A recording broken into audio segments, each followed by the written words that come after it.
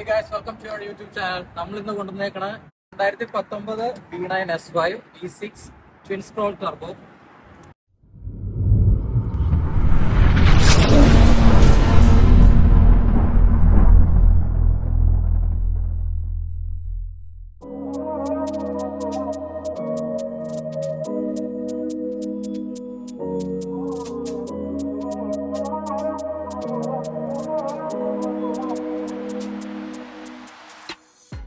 വണ്ടി വരുന്നത് V6 എഞ്ചിനാണ് വരുന്നത്, 3 ലിറ്റർ. അപ്പം സിംഗിൾ ടർബോ ആണ്. സിംഗിൾ ടർബോ പക്ഷെ നമ്മൾ BMW പറയുന്നത് ട്വിൻ സ്ക്രോ. അപ്പൊ വണ്ടിക്ക് സ്റ്റോക്ക് 350 ഹോഴ്സ് പവർ ആണ് വരുന്നത്. അത് നമ്മൾ കഴിഞ്ഞ ദിവസം വണ്ടി ഡ്രാഗിലൊന്നും ഇറക്കിയായിരുന്നു. അപ്പൊ ഡ്രാഗ് നമുക്കൊരു ലേറ്റ് 12 വണ്ടി ക്വാർട്ടർ മൈൽ അടിച്ചത്. അപ്പൊ നല്ലൊരു ഡ്രാഗ് ഓൾ വീൽ ഡ്രൈവ് ആയതുകൊണ്ട് ഇതിന് ക്വാഡ്രോ എന്നാണ് പറയുന്നത് ഓടി. അപ്പം ഓൾ വീൽ ഡ്രൈവ് അതായതുകൊണ്ട് അത്യാവശ്യം നല്ലൊരു ഡ്രാഗ് മെഷീൻ ആണിത്. അപ്പൊ വണ്ടി വരുന്നതെന്ന് പറഞ്ഞാൽ 6 പിസ്റ്റൺ ബ്രേക്സ് ആണ് വന്നത്. സ്റ്റോക്ക് നമ്മളിതൊന്നും അപ്ഗ്രേഡ് ഇല്ല, വണ്ടി സ്റ്റോക്ക് ആണ് ഫുള്ള്. അപ്പം നമുക്ക് നല്ലൊരു ബ്രേക്കിംഗ് ആണ്. വണ്ടിയുടെ പവർ അനുസരിച്ചുള്ള ബ്രേക്കിംഗ് ഇത് കിട്ടുന്നതാണ്. പിന്നെ സെറാമിക് ബ്രേക്ക് ഒക്കെ ഒന്ന് അപ്ഗ്രേഡ് ചെയ്താൽ കുറച്ചുകൂടെ നല്ല ഡൗൺ ദ റോഡ് ഇപ്പം ടൂൺ ചെയ്യാൻ താല്പര്യമുള്ളവർക്ക് സെയിം വണ്ടി ഇന്ത്യയിലും അവൈലബിൾ ആണ്. എനിക്ക് തോന്നുന്നു 1-2 പേരുടെയിലൊക്കെ ഉണ്ട് വണ്ടി.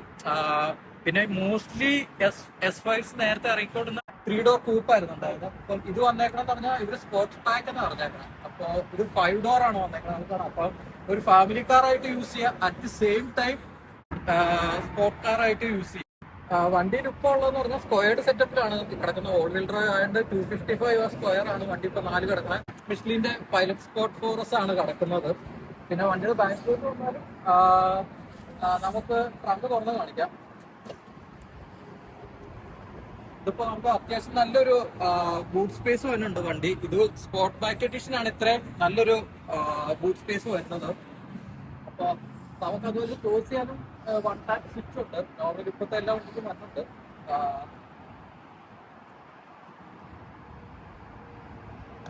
പിന്നെ വണ്ടിക്ക് ക്വാഡ് ടിപ്സ് ആണ് വരുന്നത്. നമുക്ക് അപ്ഗ്രേഡ് ചെയ്യാന്ന് പറഞ്ഞാല് നമുക്ക് ഈ പീസ് വേണമെങ്കിൽ നമുക്ക് മാറ്റി കാർബൺ ഫൈബറിന്റെ പീസ് ഡിലീറ്റ് ഒക്കെ ചെയ്താൽ കുറച്ചുകൂടെ ഒരു അഗ്രസീവ്നെസ് ബൈക്കിൽ കിട്ടും. പിന്നെ വന്നതെന്ന് പറഞ്ഞാൽ വണ്ടിക്ക് ഇപ്പൊ real carbon fibre mirror cap ആണ് വന്നേക്കണത്. അത് ഒരു അപ്ഗ്രേഡ് ചെയ്തേക്കുന്നതാണ് വണ്ടിയുടെ ഓണർ. പിന്നെ സൈഡ് S5 ബാഡ്ജ് വരുന്നുണ്ട്. പിന്നെ ഫ്രണ്ടിലോട്ട് വന്നാല് വണ്ടിക്ക് അപ്ഗ്രേഡ് എന്ന് പറഞ്ഞാൽ ഇത് ഫ്രണ്ട് ഹണികോം ഗ്രില്ല്, നമ്മുടെ RS സീരീസിന്റെ കൂട്ട് ഗ്രില്ല് അപ്ഗ്രേഡ് ചെയ്തിട്ടുണ്ട്. പിന്നെ ഫ്രണ്ട് പാർക്കിംഗ് ക്യാമറ വരുന്നുണ്ട് വണ്ടിക്ക്, front and back parking camera. അപ്പൊ നമുക്കൊരു ബേഡ് ഐ വ്യൂ ഒക്കെ കിട്ടും. വണ്ടി പാർക്ക് ചെയ്യാൻ വേണ്ടി കുറച്ചുകൂടി ഈസി ആയിരിക്കും. അത് നല്ലൊരു ഫീച്ചർ ആണ്. ഒരു ഡ്രൈവറെ വെച്ച് നോക്കുമ്പോഴത്തേക്ക് നമുക്ക് ടൈറ്റ് സ്പേസിലൊക്കെ കൊണ്ട് പെട്ടെന്ന് പാർക്ക് ചെയ്യാൻ പറ്റും. പിന്നെ എഞ്ചിൻ ബേയിലോട്ട് ഒന്നുമില്ല, നമുക്ക് കാണാം. വണ്ടി മോസ്റ്റ്ലി എല്ലാ ജർമ്മൻകാർ പോലെ ടൈറ്റ്ലി പാക്ഡ് ആണ്.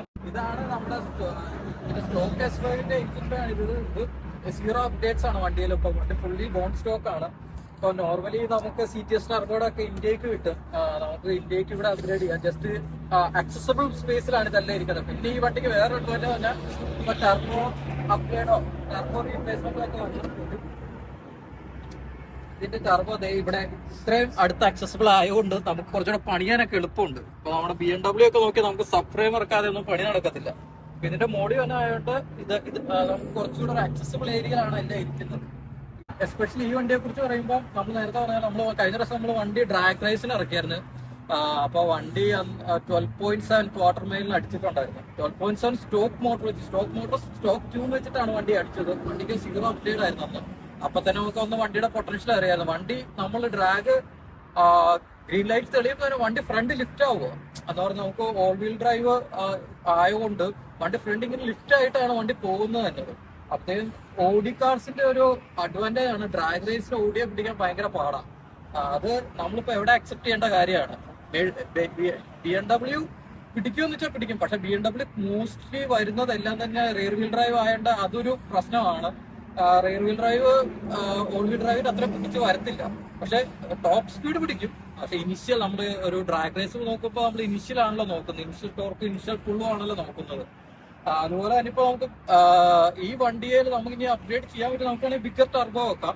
അതുപോലെ തന്നെ ഇന്ത്യക്ക് മാറ്റി ഡൗൺ പൈപ്പും വെച്ച് ഇന്റർകൂളർ ഒക്കെ വെച്ചാൽ സ്റ്റേജ് 2 വേണമെങ്കിൽ അടിച്ച വണ്ടി മിനിമം ഒരു 550 ഹോഴ്സസ് വരെ പുഷ് ചെയ്യും.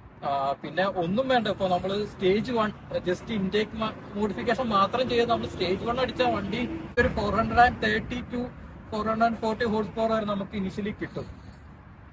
അപ്പൊ നോർമലി ടർബോയുടെ വർക്കിംഗ് ഇങ്ങനെയാന്ന് പറഞ്ഞാൽ ഇത് ഇൻടേക്ക് എന്നുള്ള കയറി ഇങ്ങനെ ടർബോയിലോട്ട് വരും. അതുപോലെ തന്നെ എക്സോസ്റ്റ് ഗ്യാസ് ഇത് ഇവിടുന്ന് വരും. അപ്പൊ ഇതിങ്ങനെ ഇത് ടർബോയുടെ കോൾഡ് സൈഡ്, ഇത് ഇവിടെ ടർബോയുടെ ഹോട്ട് സൈഡും വരും. അപ്പൊ എന്ന് പറഞ്ഞാൽ ഹോട്ട് സൈഡിൽ കൂടെ എക്സോസ്റ്റ് ഗ്യാസ് പാസ് ചെയ്യുമ്പോൾ അത് നമ്മുടെ ഈ ഇത് കോൾഡ് സൈഡിലെ ടർബൈനെ കറക്കി എയർ കംപ്രസ് ചെയ്താണ് ഇൻലെറ്റിലോട്ട് പോകുന്നത്. അത് കഴിഞ്ഞ് മിച്ചമുള്ള എക്സോസ്റ്റ് ഗ്യാസ് ആണ് ഇതിലും വഴി ഇതാണ് ക്യാറ്റ് ഇവിടെയാണ്. അപ്പൊ ക്യാറ്റിൽ കൂടെ എക്സോസ്റ്റിലോട്ട് പോകുന്നത്. അപ്പോൾ വണ്ടിക്ക് വരുന്നത് flat bottom sports style steering വീലാണ് വരുന്നത്. അവിടെ എസ് ലൈൻ്റെ ബാഡ്ജ് ഒക്കെ ഉണ്ട്. അതുപോലെ തന്നെ പാഡൽ ഷിഫ്റ്റേഴ്സ് ഇവിടെ കൊടുത്തിട്ടുണ്ട്. വണ്ടി ഈ വണ്ടിയുടെ അഡ്വാൻറ്റേജ് വെച്ചാൽ നമ്മൾ ഡൈനാമിക് സ്പോർട്ട് അങ്ങനെ ഓരോ മോഡിലോട്ട് ഇടുമ്പോൾ നമുക്ക് അതിന്റെ പെർഫോമൻസ് ഡിഫറൻസ് ഭയങ്കരമായിട്ട് അറിയാൻ പറ്റും. അതാണ് ഈ വണ്ടിയുടെ ഒരു അഡ്വാൻറ്റേജ് എന്ന് പറഞ്ഞാൽ. അപ്പോൾ ഡൈനാമിക് സ്പോർട്ട് ഒക്കെ ഇട്ട് കഴിഞ്ഞാൽ എന്ന് പറഞ്ഞാൽ നമുക്ക് ഭയങ്കരമായിട്ട് സ്റ്റിഫ്നെസ് നമുക്ക് സ്റ്റിയറിംഗ് വീലിലും കിട്ടും. അതുപോലെ തന്നെ സസ്പെൻഷനിലും എല്ലാം നമുക്ക് കറക്റ്റ് ആയിട്ട് ഫീൽ ചെയ്യാൻ പറ്റും. അതുപോലെ തന്നെ വണ്ടിക്ക് വരുന്നത് 8 സ്പീഡ് ഓട്ടോമാറ്റിക് ട്രാൻസ്മിഷൻ ആണ് വരുന്നത്. 8 സ്പീഡ് ഓട്ടോമാറ്റിക് ട്രാൻസ്മിഷൻ എന്ന് പറയുമ്പോൾ ഇതിന് നമ്മളിപ്പോൾ വണ്ടി ECU ട്യൂൺ അടിച്ചാൽ പോലും നമുക്ക് TCU ട്യൂൺ ഇല്ലാണ്ട് ഈ വണ്ടിയും കൂടെ ഇറക്കാൻ പറ്റത്തില്ല. അപ്പം TCU ട്യൂൺ അടിക്കാടത്തോളം കാലം വണ്ടി ഭയങ്കര വീടായിട്ടായിരിക്കും ആക്ട് ചെയ്യാൻ പോകുന്നത്. അപ്പം നമ്മള് എല്ലാവരോടും റെക്കമെൻഡ് ചെയ്യുന്ന ഒരു കാര്യമാണ്, നമ്മൾ ECU ട്യൂൺ മാത്രം പോരാ, TCU ട്രാൻസ്മിഷൻ കൺട്രോൾ യൂണിറ്റും കൂടെ ട്യൂൺ ചെയ്യാതെ ഒരു വണ്ടിയും ഓടിച്ചാൽ നമുക്ക് അതിന്റെ ഒരു കറക്റ്റ് പെർഫോമൻസ് കിട്ടത്തില്ല. ഇപ്പൊ വണ്ടി ഇങ്ങനെ ഓൺ ആയി വരുമ്പോൾ നേരെ S5ന്റെ ബാഡ്ജ് ഇങ്ങനെ തെളിഞ്ഞു വരും. അത് ഒരു അട്രാക്റ്റീവ് ഒരു ഫീച്ചറാണ് നല്ലതായിട്ട്. അപ്പോൾ വണ്ടിക്ക് വരുന്നതാണ് ബക്കറ്റ് സ്റ്റൈൽ, പ്രോപ്പർ ബക്കറ്റ് അല്ല, bucket style single piece sports seat ആണ് പറഞ്ഞത്. അപ്പം നമ്മളെ ബോൾസ്റ്റർ സപ്പോർട്ട് ഒക്കെ ഉണ്ട്. ഇപ്പൊ നമ്മളെ ട്രാക്കിൽ പോകാനുള്ള നല്ലൊരു ടൈറ്റ് ഫിറ്റ്നസ് നമുക്ക് കിട്ടും. നമ്മൾ ഇങ്ങനെ ട്രാക്കിൽ ഇപ്പോൾ നമ്മൾ കോർണറൊക്കെ എടുക്കുകയാണെങ്കിൽ നമുക്ക് ഉള്ളിൽ ആടി വിലയത്തില്ല. ഇപ്പം ബോൾസ്റ്റർ സപ്പോർട്ട് നന്നായിട്ട് ഉള്ളതുണ്ട്. അപ്പൊ നമ്മള് കഴിഞ്ഞ പ്രാവശ്യം നമ്മൾ 335 ചെയ്തതെന്ന് വെച്ചാൽ അതിന് സ്പോർട്സ് സീറ്റ് അല്ലായിരുന്നു വന്നത്. അപ്പോൾ നമ്മൾ സ്പോർട്സ് സീറ്റിലോട്ട് അപ്ഗ്രേഡ് ചെയ്തത്. കോർണർ ചെയ്യുമ്പോൾ എന്നാ പറ്റണെന്ന് വെച്ചാൽ ഇപ്പൊ ഡ്രൈവർ അതിന് ഒപ്പം തന്നെ ഇങ്ങനെ ഒട്ടും സ്റ്റേബിൾ അല്ല, ഇത് സീറ്റിലോട്ട് സ്റ്റിക്ക് ചെയ്തിരിക്കില്ല. അപ്പം ആ ഒരു കോൺഫിഡൻസ്, നമുക്ക് കോർണർ ചെയ്യാനുള്ള കോൺഫിഡൻസ് ഒക്കെ പോകാം. നമ്മളിപ്പോൾ കോർണർ ചെയ്യുമ്പോൾ നമ്മളും അതിൻ്റെ ഒപ്പം തന്നെ നമ്മുടെ ബോഡി ഷിഫ്റ്റ് ആയിക്കൊണ്ടിരിക്കും. അപ്പം നമ്മൾ സ്പോർട്സ് സീറ്റിലോട്ട് അപ്ഗ്രേഡ് ചെയ്തായിരുന്നു. അപ്പം നമുക്കൊരു ബോൾസ്റ്റർ സപ്പോർട്ടും തൈ സപ്പോർട്ടൊക്കെ കിട്ടിയാൽ കുറച്ചുകൂടെ കോൺഫിഡൻസിലാണ് നമുക്ക് കിട്ടും.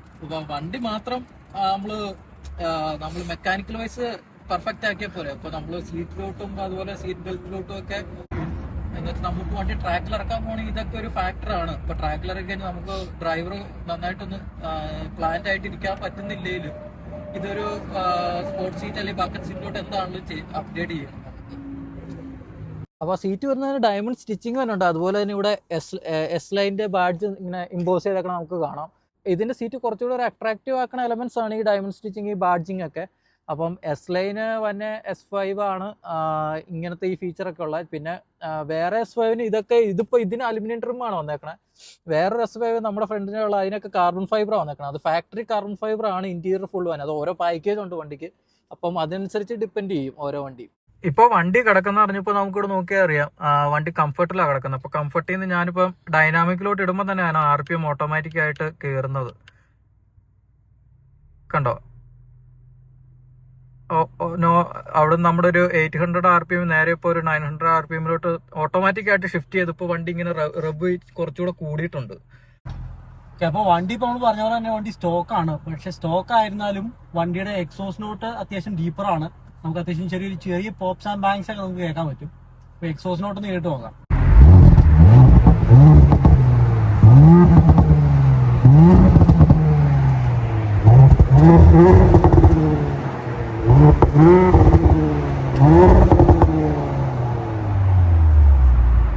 വണ്ടി ഇപ്പോൾ നിലവിലുള്ള ഡൈനാമിക് സ്പോർട്ട് മോഡിലാണ്. ഇപ്പോൾ സ്പോർട്ട് മോഡിൽ നമുക്ക് വണ്ടി ലോഞ്ച് ചെയ്യാൻ പറ്റും.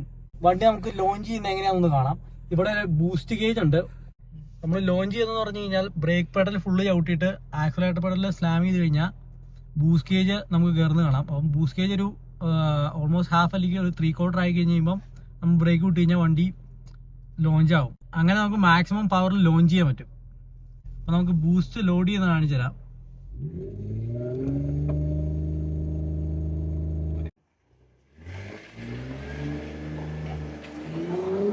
ഇപ്പോൾ വണ്ടി നമുക്ക് ഇച്ചിരി ഡ്രൈവിന് പോയി നോക്കാം. വണ്ടി ഇപ്പോൾ നിലവിലുള്ളത് ഡൈനാമിക് സ്പോർട്ട് മോഡിലാണ്. നമുക്ക് ഇപ്പോൾ എക്സോസ്റ്റും കാര്യങ്ങളൊക്കെ വണ്ടിക്ക് അകത്തിരുന്നും കേൾക്കാൻ പറ്റുന്നുണ്ട്.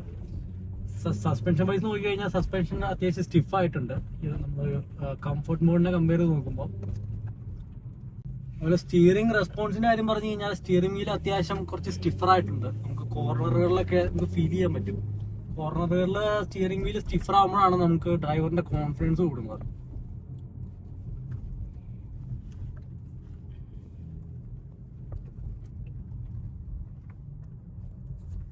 അപ്പം ഇതാണ് നമ്മുടെ S5-ന്റെ ഓണർ ജിഗിൽ, നമ്മുടെ ക്ലോസ് ഫ്രണ്ട് ആണ്. അപ്പം ജിഗിൽ ഇത് ഓൺ ചെയ്യാൻ തുടങ്ങിയിട്ട് ഓൾമോസ്റ്റ് 2 years ആയല്ലേ? വണ്ടി ഇതിപ്പോ 2 years ആയല്ലോ. 2 years ആയപ്പം എന്തൊക്കെയാണ് നിന്റെ ഒരു അഭിപ്രായത്തിൽ വണ്ടി എങ്ങനെയുണ്ട് പെർഫോമൻസ് വൈസും പക്ഷേ ലോങ് ഡ്രൈവ് കംഫർട്ട് വൈസും ഒക്കെ നോക്കുമ്പോഴത്തേക്കും? എല്ലാം കൊണ്ടും എനിക്ക് വളരെ സാറ്റിസ്ഫൈഡ് ആണ്. ഞാൻ മുന്നെടുത്തിരുന്നത് അക്യൂറ ആയിരുന്നു. ഞാനത് മാറ്റി ഓടി എൻ്റെ ഒരു സ്വപ്നമായിരുന്നു. അങ്ങനെ ഞാനെടുത്താണ്.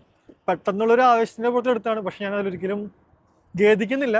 ഞാൻ ഫുള്ളി ഹാപ്പിയാണ്. ലോങ് ഡ്രൈവ് ആയാലും ട്രാവൽ ചെയ്യാനായാലും എല്ലാം കൊണ്ടും ഞാൻ ഹാപ്പിയാണ്. ഇപ്പൊ നമ്മള് വണ്ടി ട്യൂണൊന്നും ചെയ്തിട്ടില്ല.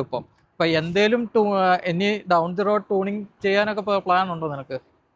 ഇപ്പോഴും ഇത് കമ്പനി വാറന്റിയിലാണ്. എനിക്ക് 150,000 വരെ വാറന്റി ഉണ്ട് എഞ്ചിന്. ഞാനിപ്പോൾ അതുകൊണ്ടാണ് ട്യൂണിങ്ങിനെ കുറിച്ച് ഒന്നും ആലോചിക്കാത്തത്. പിന്നെ നമ്മുടെ കൂട്ടുകാരനായോണ്ട് ഒബ്വിയസ്ലി ചെയ്യും, അതാണ്. ഈ ഇയറിൽ എനിക്ക് എന്തെങ്കിലുമൊക്കെ ഒന്ന് സ്റ്റാർട്ട് ചെയ്താൽ കൊള്ളാമെന്നുണ്ട്, നോക്കാം. പിന്നെ വണ്ടി മെയിൻ്റെനൻസ് വൈസ് ഇപ്പോൾ ഒരു സാധാരണക്കാരൻ എടുക്കുവാണെങ്കിൽ എങ്ങനെ മെയിൻ്റെനൻസ് വൈസും ഇതൊക്കെ അത്യാവശ്യം നല്ലതായിട്ട് സ്പെൻഡ് ആവണമുണ്ടോ? എനിക്കിപ്പോൾ ഒരു ഇയർലി 1 ടൈം മാത്രമാണ് ഞാൻ സർവീസ് ചെയ്യാറുള്ളത്. ഓയിൽ ചേഞ്ച് ഫുൾ സർവീസൊക്കെ വരാറുണ്ട്.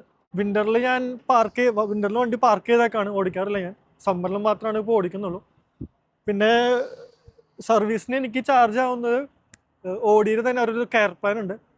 അപ്പോൾ 3 സർവീസ് അടക്കം $1,800 പറയുന്നത് 3 സർവീസിന്. ഇയർലി 1 ടൈമാണ് സർവീസ് ചെയ്യാൻ. 3 സർവീസിനോടെങ്കിൽ $1,800 ചെലവ്. അപ്പം നമ്മൾ നേരത്തെ പരിചയപ്പെട്ട പല ഫ്രണ്ട്സുകളാണെങ്കിലും പോലും നമ്മുടെ വണ്ടികൾ ആരും തന്നെ വിൻഡ്രൈവ് ഡ്രൈവ് ചെയ്യാമല്ലോ. ഇപ്പോൾ വിൻഡ്രൈവ് ഇപ്പോൾ ഡ്രൈവ് ചെയ്യാത്ത മെയിൻ ഇഷ്യൂ എന്ന് പറഞ്ഞാൽ ഇത്രയും നല്ല വണ്ടി വിൻഡ്രൈവ് മഞ്ഞത്ത് കൊണ്ടുപോയി സോൾട്ടും ഒക്കെ ഇട്ടിട്ട് ഭയങ്കര പെട്ടെന്ന് റസ്റ്റ് ആവും. അപ്പം നമ്മൾ ഇത്ര ഒരു ഇൻവെസ്റ്റ്മെന്റ് ചെയ്ത് കഴിയുമ്പം അത് നശിപ്പിച്ചാൽ ആർക്കും ഒരു താല്പര്യമില്ലാത്തതുകൊണ്ടാണ് ആരും വിൻഡ്രൈവ് ഓടിക്കാത്തത്. അപ്പം എല്ലാവരും തന്നെയെന്ന് പറഞ്ഞാൽ ഒരു ബീറ്റർ കാർ $1,000 ഒരു ബീറ്റർ കാർ എടുത്ത് ഓടിക്കുക, അത് പണിയാകുമ്പോൾ വിറ്റ് കളയുക. അതാണ് നോർമലി നമ്മളെല്ലാവരും ചെയ്യണേ. അപ്പം അതാണ് ജിഗിൽ പറഞ്ഞത് നമ്മൾ വിൻഡ്രൈവ് ഓടിക്കാറില്ലെന്ന്. അപ്പോൾ നമുക്ക് വണ്ടി റിവ്യൂ ചെയ്യുന്ന ജിഗിലിന് താങ്ക്സ്. അപ്പം ഓൾ ദി ബെസ്റ്റ് വിഷസ്. നമുക്ക് വണ്ടി ട്യൂൺ ചെയ്ത് സ്റ്റേജ് 2 അടിച്ച് 500 ഹോഴ്സ് പവർ കാണാം. അപ്പം നമ്മൾ ഇതുവരെ സപ്പോർട്ട് ചെയ്ത എല്ലാവർക്കും താങ്ക്സ്. അപ്പം ഫോളോ ചെയ്യുക, സബ്സ്ക്രൈബ് ചെയ്യുക. നമ്മൾ ഇനി ഇതുപോലത്തെ അടിപൊളി വണ്ടികളായിട്ട് വരുന്നതാണ്. അപ്പോൾ പീസ്.